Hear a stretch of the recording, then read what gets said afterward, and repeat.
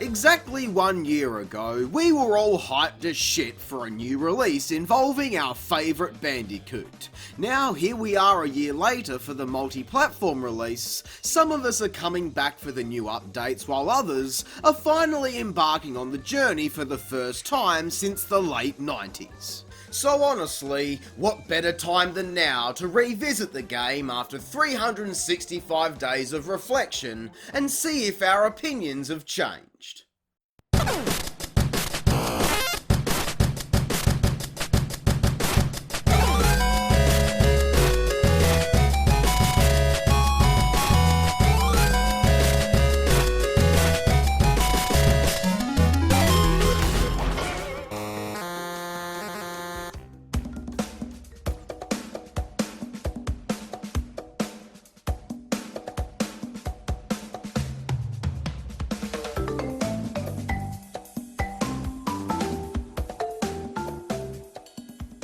Before we even get into it, I'd just like to say, coming back to this again feels great, man. When we did this last year, I personally felt like I was stepping onto a goddamn battlefield, the way things were leading up to its initial release.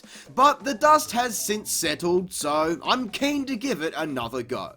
I'm not going to be totally replaying anything or giving new scores, just so we're clear. Hell, I'm not even trying the game on a different system. With the game coming out on all platforms, some much needed updates and new content included has also been patched into the PS4 version, so I'm going to stick with this one. I have come back to this only a handful of times since it was released, but I've also fully replayed the original trilogy as well, only to update my archived gameplay, but still, I think that's worth mentioning. The few times I did come back to Insane, it was always met immediately with disappointment, like, oh yeah, I'm forced to sit here and watch this fucking cutscene, aren't I? Well, not anymore. God, that felt good!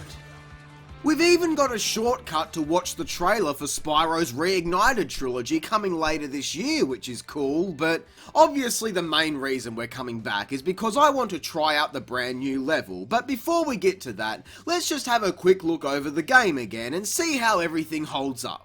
I really am still blown away with just how faithfully this entire package was recreated. The controls obviously had some tweaking and in certain areas proved to be a greater challenge than before, but I'd say, excluding the High Road and Crash 1, it is damn hard to fault across all three games. The atmosphere visually is just superb, but I wasn't the biggest fan of the auditory portion of the experience last time. My big issue is that most of the soundtrack lacked any oomph, which resulted in certain levels clashing tonally. Even though I still stand by that statement, the soundtrack has grown on me over the past year. Sometimes I find myself coming back to it more often than the original, as at the end of the day, it's two different styles or genres of the same tracks, and I think the lighter mood works a lot better for this game with all the lighter, bouncier visuals. Modding on the PC version of the game has already begun, with swapping out this game's soundtrack for the originals, which has led to some interesting results so far. Yeah, interesting to say the least. Day 1 character models were ripped and ported to Gary's mod, and when I woke up the next day, they're already blowing out Torna's tits and shit. I get the feeling this mod scene is going to get pretty mental. For the ports all round, I've heard few complaints. Xbox players are happy, I've seen some people on PC have issues, but overall, things seem to be going smoothly, and Switch owners are happy with the Bandicoot on the move. Graphically, the Switch version has been downgraded in some areas, most notably with Crash's fur. It looks kind of weird to me, but then again, the PS2 version of Wrath of Cortex looks weird to Xbox players, so I've finally seen the other side of that argument firsthand. It's pretty funny when you look at it like that. But yes, it seems all round that the port was treated with just as much respect as the original release, which is great to see. I expected nothing less, but you never really know with ports, and I think we've all seen some pretty unsatisfactory results over the years. I was worried, but now I'm just happy to see everyone, actually everyone this time, enjoying Crash once again. This re-release, along with the update patch for the original PS4 version, has brought along some improvements as well. For starters, people were flipping out, sending it to me before I even had a chance to see it for myself. Dingo Dial's defeated dialogue has been added back into Warped. You crashed me, mate. No worries. You'll soon be up against much worse. God, you can barely hear it, but at least it's there, I suppose. Would have been nice to get that extra sequence of attacks in the second round of his fight back as well, but what are you gonna do? Back in Crash 2, the warp rooms actually get fogged out now, like the original, which helps, but we still don't have that lens flare or the glitching artifacts when Coco interferes. I'm not trying to be negative on purpose or look for flaws or anything like that. It's just one of those things where if you can improve it, why waste your time stopping halfway? There are actually worse lighted areas in this game that I would have liked to see fixed, but it is progress, I suppose. Maybe by the time next year's update rolls around, they'll get to it. By far the biggest improvement though is the load times. I don't know what they've done differently, but it's working. I actually saw somewhere talk that levels are being loaded in sections like the original games, which is most likely a big contributor to this being so much better. Holy shit, just look at this in comparison. Huge difference. It even loads faster than the original game in this example. How crazy is that? Crash has always been about quick pop-in, pop-out gameplay, and now being able to skip intros, jump right in, and be playing in less than a minute is pretty special. This is nearly putting me over the edge. I'm still not prepared to make any bold claims like, this is now the definitive way to experience the trilogy, or anything like that, because in certain aspects, the originals are still superior, in my opinion at least. But this loading, the completely overhauled everything, and the addition of 2 new levels kinda makes this the definitive way to experience the trilogy. Oh god. My childhood. Oh, it hurts. But it makes me so happy. Alright, let's get into levels. I already covered Stormy Ascent, the original unreleased hardest level of the Crash series last year when that was added in. All I did in that video was show all you noob bitches how to be a pro gamer like me and not be shit. Like me, I should have given up on this level right after this happened to me.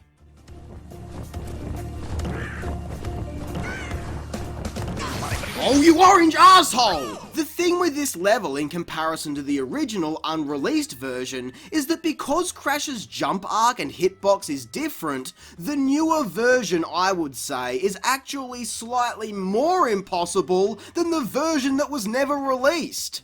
How the fuck did they let that happen? I must admit though, it is actually a fairly solid level, and the 100% original Brio bonus stage is excellently done. A challenging 2D puzzle fit for this challenging level.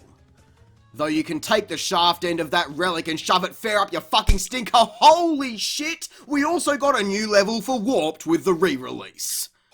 I've got to admit, I've been just fanboying, marking out at the thought alone of Crash Bandicoot getting a brand new level, a traditional level, for the first time since Wrath of Cortex in 2001. A total 20 years after the original game was released. Let's check it out.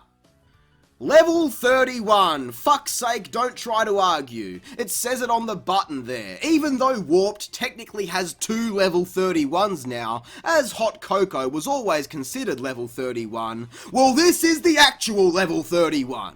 Future tense. A sign of things to come? I can only hope. For starters, you cheeky cunts, hiding these boxes behind the start point, Glad that classic Crash BS is back. This level has more of a fogged out dystopian vibe going on in comparison to the other future levels in Warped, and I can get behind this. It immediately makes the new level stand out from what we've had previously, and this first strip reflects that, mixing up well-known hazards in a new way. I should point out that the hint for this level, if you even get the chance to read it before the level loads, is talking about power-ups. This was designed to take full advantage of all Crash's abilities in this game, but if you're brave, you can attempt this right from the start. I'm still weak after that Stormy Ascent torture though, so I haven't played it that way yet. As you can see here, we've even got a totally new mechanic going on, inspired by the cut waterfall level in the original Crash Bandicoot game. These add an entire new dimension to the mostly side-scrolling level here, introducing extra objects blocking you, again taking direct inspiration, and then throw in enemy patterns on top of that. It's a platforming wet dream if you ask me. As I said, the level is mostly 2D, which doesn't really represent Crash's identity, but what's new here is that the elevators actually go up and rotate, like we're climbing up and around this giant tower. It gives the entire level a cool 2.5D feel we've never really seen with Crash. To be honest though, I've always considered the Crash formula to be 2.5D anyway. Even though we have 3D movement through the level, we're still progressing down a two-dimensional plane when compared to something like Spyro or Banjo. It's 2.75D. Another thing I love with the design of this level is the use of off-screen elements. We have to use the mirrors to see when the rockets are being fired at us. I think that's so cool. Same thing happens for a single box. I didn't even see it there on my first run through and just walked by this thing expecting it to spike me. Really showing some creativity with this aspect, taking what the original game has to work with and doing something new with it after all these years. That's all I wanted with this trilogy in the first place. A game that was how I remembered it, that also wasn't afraid to throw me off as a long-time player. And we get that here. Never before have I seen Crash's double jump spin hover used to such an extent together. The bazooka also comes in handy when enemies are in a tough spot. This is why we have these abilities, to mix and match with level elements, to create new puzzles, and in my opinion, Crash 3 never really did that. My personal favourite being Cortex Strikes Back. Constantly, gameplay mechanics were being combined to create new challenges as we progress through the game, and finally in the third game, we've got an entire level dedicated to that. Much like the Brio bonus stage in Stormy Ascent, the bonus room here is another clever challenge doing the same thing as the rest of the level, combining our abilities with the level structure in a new way. It's so refreshing playing through this for me. Finally we have something new for Crash Bandicoot. Why, oh fucking why, haven't they been releasing new levels for the past year? I would have paid for a level pack, gladly. Stormy Ascent was originally free until they started charging for it, so making that free again is just a big fuck you, thanks for the money to all those people who paid for it. But in all seriousness, why haven't we had more original levels for this game? VV is clearly capable of making great Crash Bandicoot levels, as seen here. I got through the level thinking I was doing well on the box gem, until shit. Guess I've got to try again. Crash 3 lacked death routes, so we've got a new one, and it's arguably the best death route to date.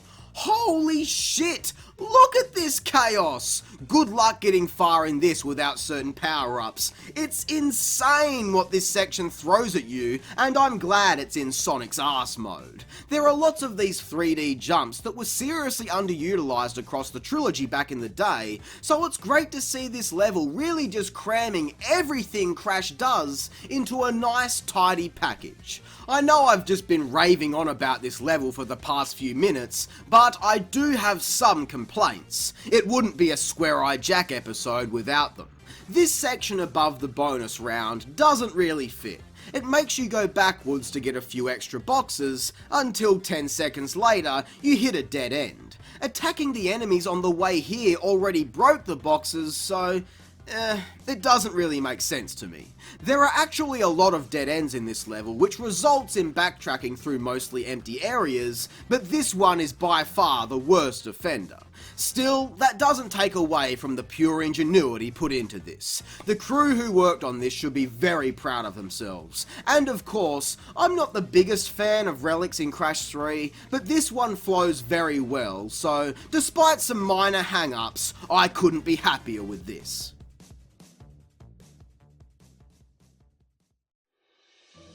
Coming back to Insane has really got me rocked. While not every minor complaint has been addressed, majority of the biggest ones have, primarily being the load times. Playing it again, having recently replayed the originals, opened my eyes more so than it did last year, just how much of a great job they did on this, and it honestly saddens me. The fact that Activision had such little faith in its success to begin with is disappointing, and as a result, the game lacked much good marketing before its release, and has sat dormant without updates for an entire year. It didn't need these things to be successful, of course. It was one of the best-selling games of 2017 period, and will probably get up there for 2018 as well. So I hope they've learned their lesson. Clearly they have. Look at the marketing behind Spyro so far. If anything, this trilogy has shown me that the prospect of something new for Crash in the future isn't all doom and gloom. In fact, it looks like this guy's finally going to see his rebirth, his second coming shortly down the line. Man, I can't wait to see that. Not another remake, no, something new. That's all Crash will ever need. It's been fun coming back to this with all of you, and I hope you all enjoyed this video as much as I enjoyed making it. Just a quick reminder in case you missed it, I recently finished a Croc series review that you can check out by clicking here. That one was a lot of fun as well, and I really appreciate all the support for it. And be sure to let me know what you thought of Future Tense and the rest of Insane if you're playing it for the first time with a comment down below, followed with liking, subscribing and sharing the video. I'm Square Eye Jack, and I hope you have a great fucking day. Thanks for watching.